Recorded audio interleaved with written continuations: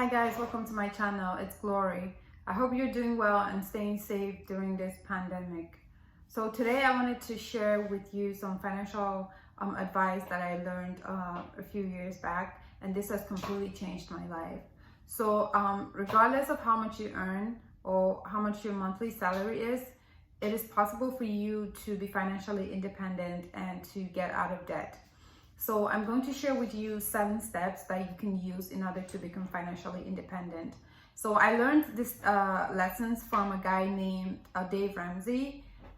So if you are interested in getting out of debt and becoming financially independent, then follow along. Let's get into it. So step number 1, you want to start by saving $1,000 in an emergency fund. So this is just a starter emergency fund that you want to put away in case of emergencies. So save this money in a savings account that you don't have easy access to, but which you can still access in cases of emergency. And I'm talking about real emergencies like a medical emergency or your car breaking down. So you do not want to spend this money on things like clothing or buying food. So put it away and save it for the rainy days. That's step number 1.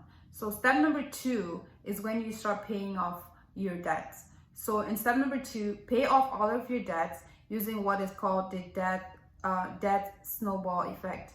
So what you do is you want to pay off all of your debts, like I said, including student loans, your credit card debts, any debt at all that you owe. You want to start by paying down your monthly minimum payment on all of the debts, and then start by attacking the smallest debt and paying that off completely as soon as possible.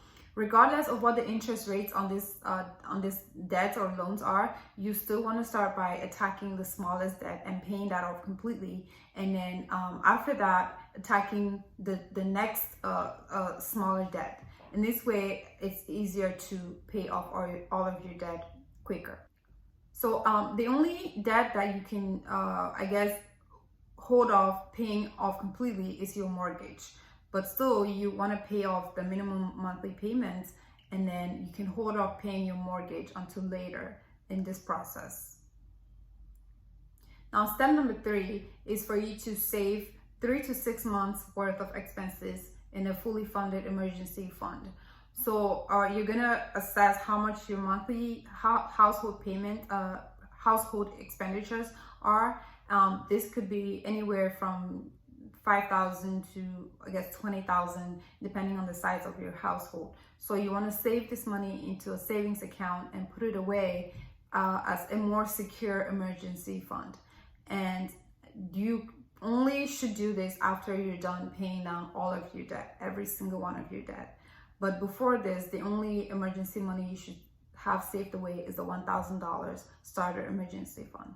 And then after you complete step 2 by paying down all of your debt except for your mortgage, then you can save a more complete emergency fund, 3 to 6 months worth of expenses.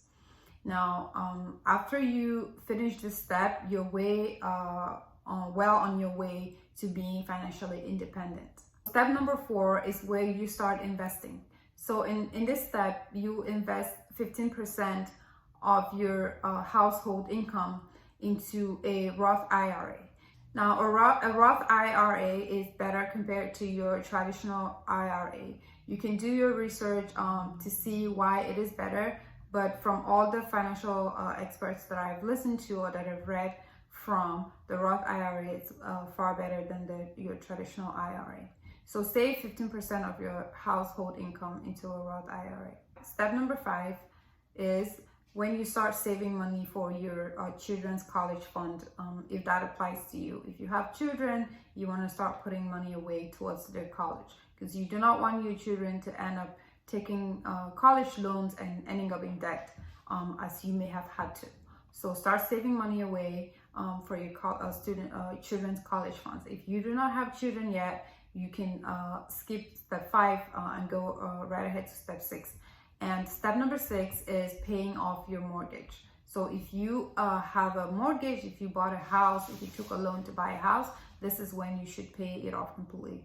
And if you do not have a house yet, then you can continue renting within your means, and then you can start saving away money towards your buying your house.